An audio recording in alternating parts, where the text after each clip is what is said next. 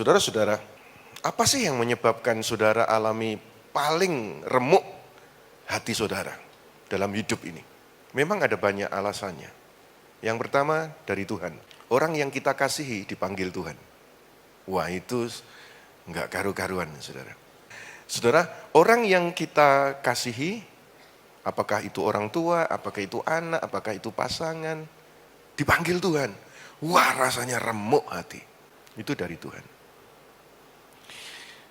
Apa yang menyebabkan remuk hati? Yang kedua, dari orang itu. Misalnya, orang itu maksudnya kita mencintai orang itu. Tetapi ternyata orang itu mencintai orang lain. Wah, itu remuk sekali, saudara. The hardest thing to do is watch the one you love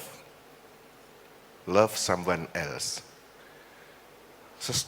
Hal yang paling sulit adalah ketika saudara mencintai seseorang, melihat orang yang kau cintai itu mencintai orang lain. Rasanya ini dunia runtuh gitu, saudara. Karena orang itu. Ada mungkin yang sedang alami remuk hati karena orang itu. Atau remuk hati, hancur hati karena orang lain lagi. Bukan saudara dia, tapi orang lain yang merampok, yang mencuri, membuat sesuatu yang tidak baik dalam pekerjaanmu, di dalam keluargamu. Orang lain yang tidak kena mengena. Lalu kemudian apa yang kau punyai dirampok, dijarah, diambil. Rasanya plus gitu, hilang gitu. Rumah yang saudara anggap, oh ini nanti bakal jadi milikku. Dari orang tua bakal jadi milikku. Tetapi ternyata saudara yang rakus, saudara yang serakah dengan kekuatannya merampas ini. Rasanya saudara plus, hilang gitu. Mau mempertahankan nggak bisa. Rasanya remuk hati. Lagi, saudara, pihak siapa? Setan. Setan membuat seseorang remuk hati dalam keadaan baik-baik, tiba-tiba kena sakit. Tiba-tiba alami kecelakaan. Saudara-saudara, memang dia, iblis itu datang mencuri, membunuh, membinasakan. Itu memang fakta. Membuat seseorang dalam keadaan remuk. Dan itu realita kehidupan. Apakah dari Tuhan, apakah dari orang itu, apakah dari orang lainnya, apakah dari si iblis. Tapi membuat walaupun kita ada under grace, di dalam anugerah, toh mengalaminya juga. Lalu apa reaksinya? Reaksi orang yang sedang alami remuk hati itu. Tentu shock, kaget. Wah, bagaimana ini bisa terjadi? Nggak duga. Kok bisa terjadi semacam ini? Itu adalah reaksi yang terjadi ketika orang alami keadaan terluka. Setelah beberapa waktu dia menjadi sedih. Terus melewati masa itu, dia berusaha untuk bergumul. Berjuang untuk mengatasinya. Hidup harus tetap berlanjut ini. Tanpa atau dengan hidup ini mesti harus tetap berlanjut. Dia bergumul. Walaupun masih ada rasa tidak terima. Akhirnya lanjut kepada berserah. Tuhan sudah hilang Tuhan. Orang yang aku cintai. Yang aku harapkan aku punya barang itu. Rumah itu, uang itu hilang. Ya sudah Tuhan, berserah kepadamu. Setelah berserah itu, saudara-saudara, maka Tuhan berkarya. Memurnikan dia.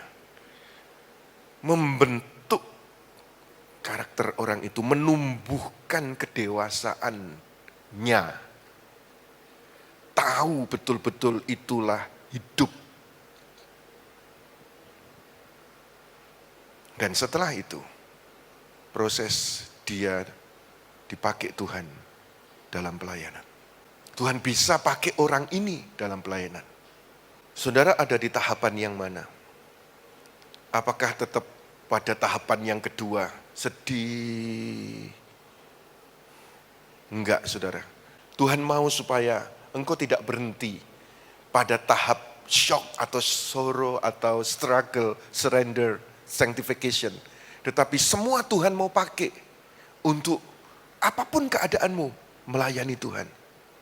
Saudara bisa melihat ketika seorang bayi dilahirkan tanpa kaki, tanpa lengan. Ibunya juga shock. Dia setelah dia paham, loh aku hidup tanpa kaki, tanpa tangan. Tetapi ternyata saudara, dari kehancuran, keterpurukan semacam itu, melalui tahapan ini, toh sekarang dia menjadi miliuner yang sangat kaya. Punya istri yang cantik, punya anak yang luar biasa, saudara. Dan menggoncangkan dunia tanpa tangan, tanpa kaki. Tetapi itu proses yang sedemikian rupa. Saudara masih punya tangan, saudara masih punya kaki. Saya sangat percaya kalau dia, Nick Vujicic ini, oleh Tuhan Yesus dirubah akhirnya masuk di dalam pelayanan global dunia. Saya sangat percaya bahwa saudara dengan tangan, dengan kaki, dengan Tuhan Yesus, engkau dapat dipakai Tuhan luar biasa. Ayo kita tepuk tangan yang meriah. Bagi Kristus Yesus Tuhan, katakan amin.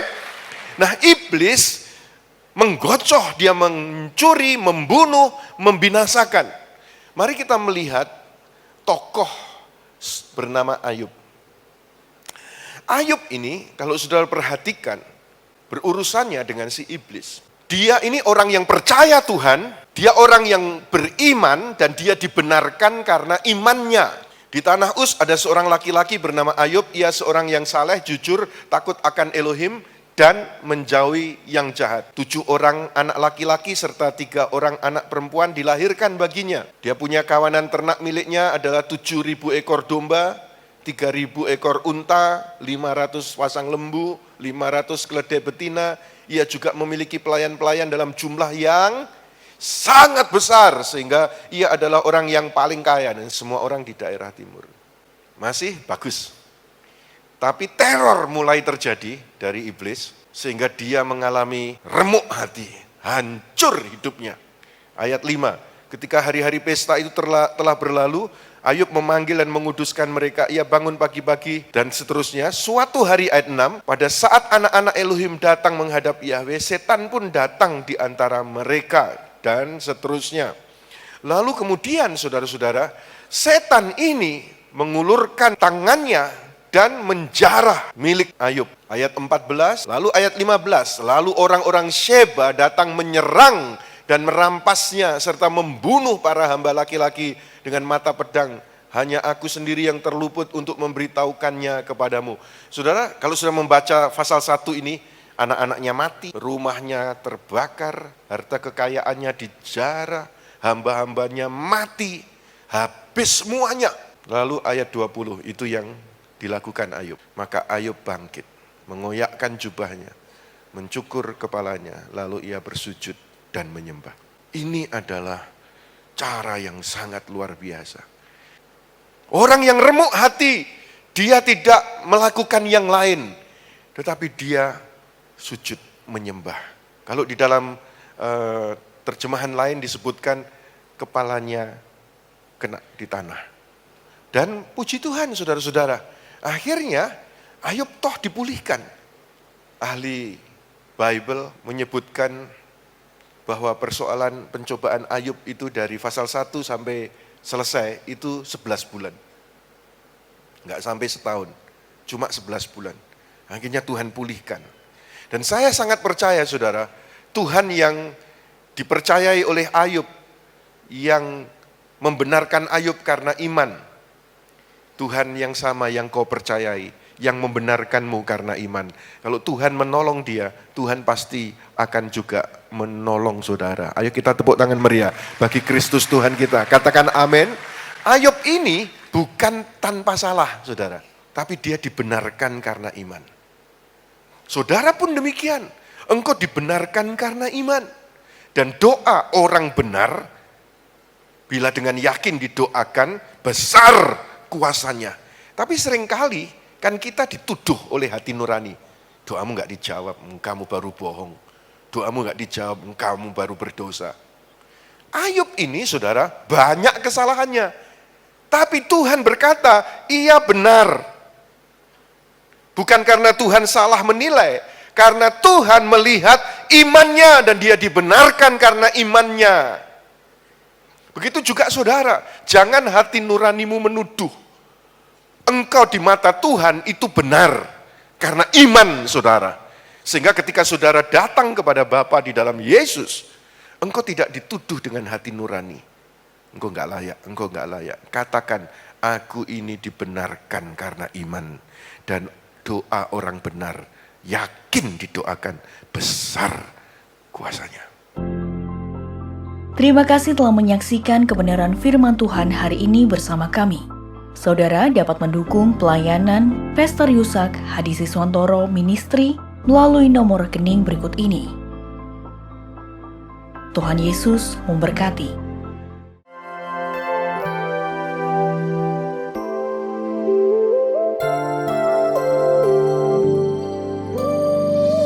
Bagaikan tanah kering yang merindukan air,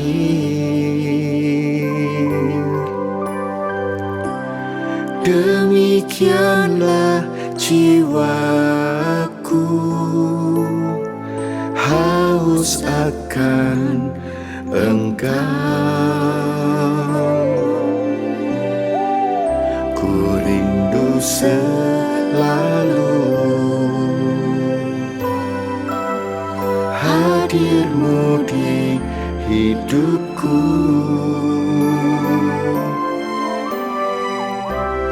memulihkan jiwaku, hapuskan air mataku,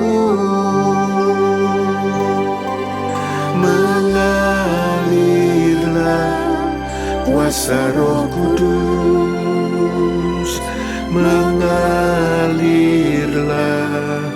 di tempat ini, mengalirlah, oh Roh Kudus, pulihkanku, mengalirlah kuasa Roh Kudus, mengalirlah di tempat ini, mengalirlah, oh Roh Kudus, pulihkanku, pulihkanku,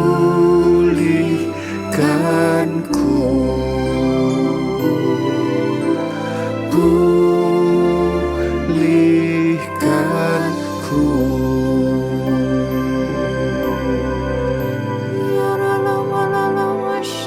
Kami percaya kuasa-Mu Tuhan, Roh-Mu yang kudus ada di dalam kami. Terima kasih Yesus, Kau tidak pernah meninggalkan kami sendiri, tetapi Roh Kudus itu telah Kau taruh di dalam hidup kami, sanggup memulihkan hidup kami, sanggup memberikan sukacita saat dalam keadaan duka cita, sanggup memberikan kekuatan pada waktu kami terpuruk.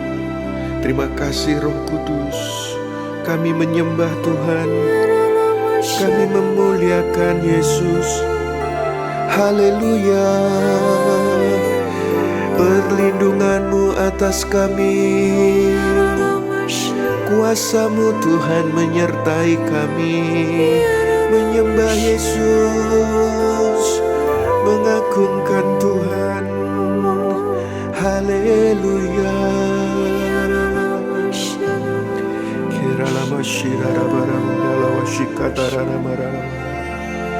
Terima kasih Tuhan Yesus, terima kasih Tuhan.